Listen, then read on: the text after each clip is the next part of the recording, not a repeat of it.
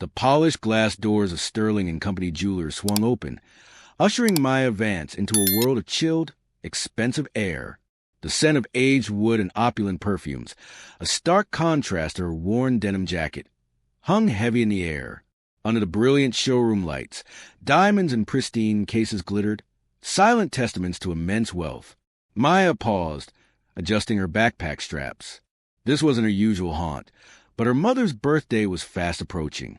After months of diligently saving every dollar from babysitting gigs and weekend shifts at the Book Nook, she was determined to find something truly special. Even before she reached the counter, Maya felt eyes on her. Across the gleaming marble, store manager Eleanor Hayes subtly nudged a junior associate, a faint crease marring her otherwise smooth forehead. "Keep an eye on that one," Eleanor murmured.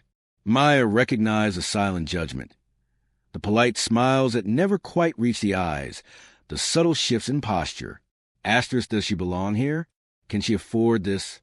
Asterisk. She pushed past a familiar sting, walking with purpose towards a display of delicate necklaces. An impeccably dressed older couple were deep in hushed conversation over a sapphire bracelet, receiving deferential attention.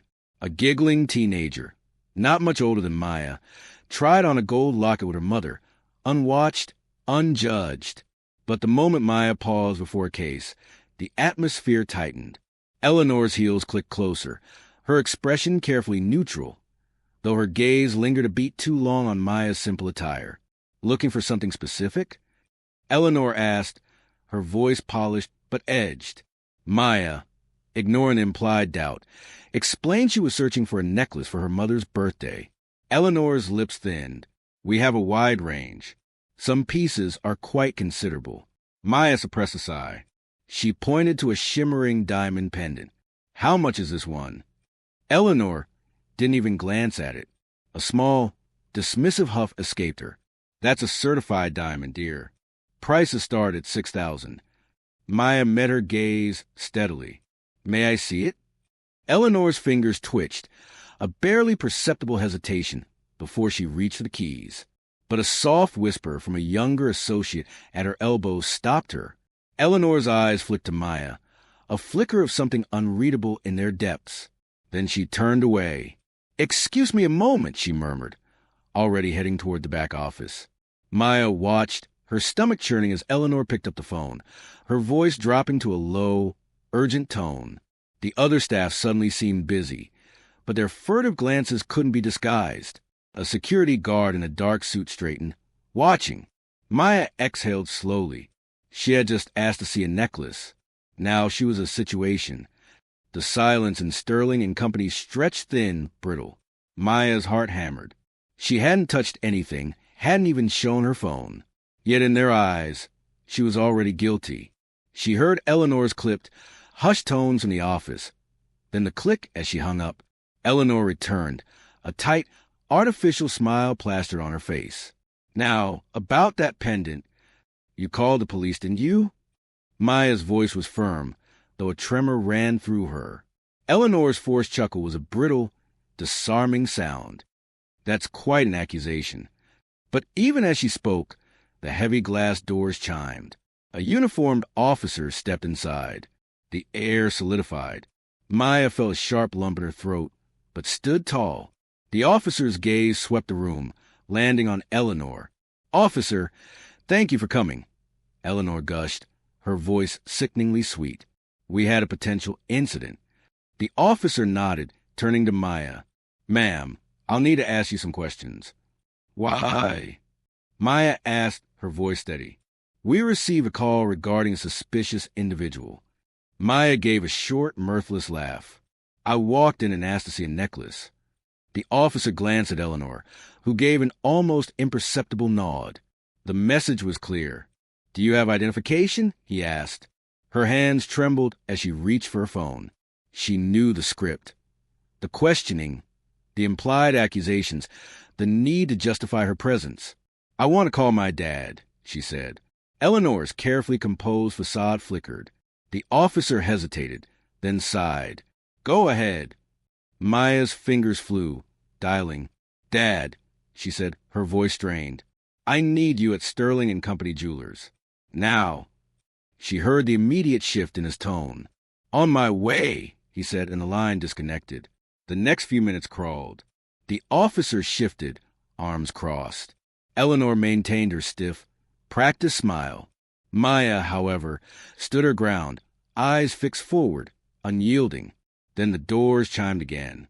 A man in a dark, impeccably tailored suit entered. He wasn't particularly tall, but his presence commanded the entire room.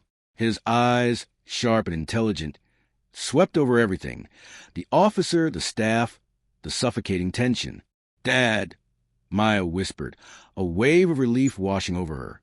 He pulled a leather badge holder from his jacket, flipping it open with practiced ease. The golden shield gleamed. FBI Director Jonathan Vance. The revelation landed with the force of a physical blow. The officer blinked. An associate gasped, quickly covering her mouth. Eleanor froze, her smile dissolving. "Can someone explain?" Jonathan's voice was calm, yet undeniably sharp. "Why my 16-year-old daughter just called me in distress from a jewelry store." Silence. Eleanor struggled for words. "Director Vance, it's merely a misunderstanding." Jonathan's gaze flicked to the officer. "You called for a suspicious individual. What exactly made my daughter suspicious?" The officer hesitated, looking to Eleanor, who remained silent. Jonathan's voice didn't rise, but the air grew colder. "Details. Did she steal? Cause a disturbance? Threaten anyone?" "No, sir," the officer managed. "So, to be clear," Jonathan stepped forward, badge still visible. "My daughter, shopping for a gift, asked to see a necklace. Instead of being treated as a customer, she was treated as a criminal." Eleanor opened her mouth, then closed it. The carefully constructed facade crumbled. Jonathan wasn't finished. "Tell me, Ms. Hayes." His voice remained unsettlingly even. "Do you call the police on all your teenage customers? Or only the ones who look like my daughter?" The word struck with the force of a hammer. Eleanor flinched. "That's not what happened." "It is precisely what happened," Jonathan interrupted, his voice a quiet, unwavering declaration. "There's no script for this, is there?" he murmured, watching Eleanor's trembling hands. "No company policy for when you're caught in the prejudice you so freely dispense." He shook his head slightly. "People like you, Ms. Hayes, don't even realize the damage you cause." Jonathan turned to the officer. "I assume there's no valid reason for you to be here." The officer stiffened. "No, sir." "Then I suggest you leave," Jonathan said coldly, "before I start asking why taxpayer money is being wasted on personal biases." The officer gave a curt nod and exited. The door closed with final thud. Jonathan turned back to Eleanor. "I need your district manager's contact information." Eleanor, visibly shaken, hesitated. "Sir," she understood what was coming. With trembling hands, she handed him a business card. Jonathan didn't speak further. He turned to Maya. "Are you ready?" Maya looked back at the diamond necklace she had originally asked for. Jonathan followed her gaze. "She wants the necklace," he told Eleanor. Eleanor stammered. "Sir, I refuse to show it to her." "You will now," he said firmly, reluctantly. Eleanor unlocked the case and placed the pendant on the counter. Maya picked it up slowly, admiring its cold beauty. Jonathan placed a platinum card down, and Eleanor processed the sale with shaking hands. When she returned the receipt, her fingers brushed his, and she flinched. Jonathan handed the bag to Maya and turned to leave, but before stepping out, he looked back. "Perhaps you should consider what legacy you're building here." Then they were gone. Outside, Maya held the Sterling and Company bag, her feelings tangled. "You didn't have to buy it," she said. "I did," Jonathan replied. "Why?" He stopped. "Because they needed to see you belong, that your presence is not up for debate." Maya looked down at the bag. "I shouldn't have had to prove that." "No, you shouldn't have," he said. "But people like Eleanor think your existence needs justification." They walked in silence. Just before reaching the car, Jonathan's phone buzzed. An FBI email, asterisk official complaint from Sterling and Company. Received. Asterisk, that was fast, Maya muttered. Bad press travels quickly. Jonathan said. And this won't disappear for her. Maya realized then this moment wasn't just about her. It reflected something deeper, something systemic. And though the anger remained, a quiet strength had replaced her initial shame. This wasn't the end of a humiliating encounter.